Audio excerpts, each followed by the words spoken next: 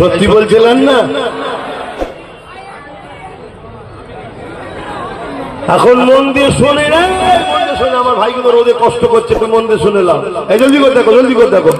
এখন ওই মুরব্বী চাচা খুব চালা, ওই চাচা বলছে, হ্যাঁ রে বাবা 1000 টাকা দিবি, খরচ হয়ে যাবে। এক কাজ কর, আমার একটা গাধার খুব দরকার, তুই একটা গাধা কিনে দে। যা, এই 1000 টাকা নিয়ে একটা গাধা কিনে দে, আমি টাকা নিলে কোথাও খেয়ে ফেলবো, খরচ হয়ে যাবে। গাধাটা থাকলে তবুও গাধার পিঠে পূজা টোজালে এইদিক ওদিক ঘুরতে পারবো, ইনকামের রাস্তা হবে। শুনছেন? এখন ওই নেতা ভোট লিবার লোভে, ভোট এসে গেছে তো, ভোট এলে তো নেতা গুলো পাকা কাটাই বেরিয়ে যায়, কি করবে এটা বুঝে আসছে। ওই সময় ওই বাজার বাজার খুঁজছে গাধা কেনার জন্য, রোদে কালো শিয়া হয়ে সন্ধ্যার দিকে ফিরে এসে বলছে, চাচা কোন জায়গায় কোন বাজারে গাধা পেলাম না, যে গাধাই কিনতে যায় যত কমই হোক 20-30 হাজারের কোনো গাধা নেই। তুমি এক করো বাপ, অনেক কষ্ট করে ফেলি, অন্য জায়গায় আর যাওয়াই হলো না, তুমি 1000 টাকা রাখো, আমায় ভোটটা দিও, কেন 20-30 হাজারের কমে গাধা পাওয়া যাচ্ছে না। তখন চাচা বলছে, কেন বাবা বেয়াদবি করছিস আমাকে? তোর নেতাদের একটু মিজাজ হয়, বেয়াদবি করলাম তোমাকে। বলছে, দেখ বাবা, আজকের বাজারে যদি 20-30 হাজার টাকার কমে গাধা না পাওয়া যায়, তুই আমাকে গাধার থেকেও ছোট করে 1000 টাকায় কিনতে এসছিস। শুনছো? হেসুনি ভাবো, নিজের মূল্য ভাবো।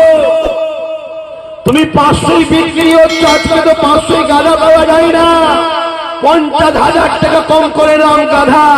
তোমার মূল্য গাধার থেকেও কম তুমি নিজে করেছো, তাই গাধা মারলে যদি বিচার না হয়, তা 500 টাকার গাধার থেকেও মূল্য কম যার, তার হয়ে কখনো বিচার হয়? বোঝো,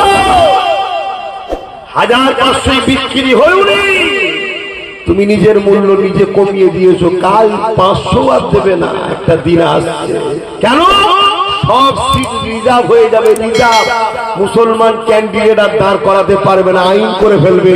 তাহলে মুসলমান যখন ক্যান্ডিডেটই দাঁড়াবে না, মুসলমান ভোট দিল না দিল, আমরা সব ভাগযোগ করে নেবো। যা, থাকতে থাকতে বোঝো, বোঝার হয় তো ভালো, না বোঝার হয় একটু যেতে যেতে আমায় দুটো কথা বলে যে, ও ছোট বড় কথা আল্লাহ দেখবে।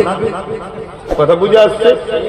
আজ মসজিদ মাদ্রাসা কবরস্থানকে ভাঙছে কোন পাওয়ার দিয়ে?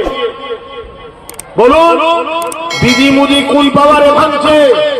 এই যে দুর্গাপুরে পল্টু যাচ্ছে, মমতা মাদ্রাসা ভাঙলো, আসামে, গুজরাটে, উত্তরপ্রদেশে বিজেপির মাদ্রাসা ভাঙছে কোন পাওয়ারে?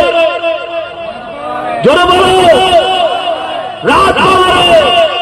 রাজ পাওয়ার যখন তোমার মসজিদ মাদ্রাসা ভাঙছে, তাকে ডিফেন্স করার জন্য আমাদেরও রাজ পাওয়ার দরকার আছে না নাই?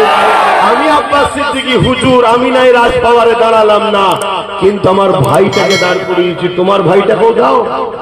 তুমি নাই মৌলানা সাহেব, ইমাম সাহেব, ঠিক আছে, তোমার ভাইটাকে দাও, এবং তার সাথ আপনাদের দেওয়া দরকার আছে না না? একদম মাথায় ঢুকাও। একটু কষ্ট করলে 2-5-10 বছর পুরো সাগরটা হাতে পেয়ে যাবে। আর যদি ভিক্ষা লাও, ওই এক বদনা নয়, 1 ফুটা করে দিচ্ছে, কালকে ওটাও বন্ধ হয়ে যাবে। 2-10 বছর কষ্ট করতে হবে। কথা মাথায় ঢুকছে? যাক, আমি আর কথা বাড়াচ্ছি না, একটা শেষ কথা, কেউ কষ্ট পেলেন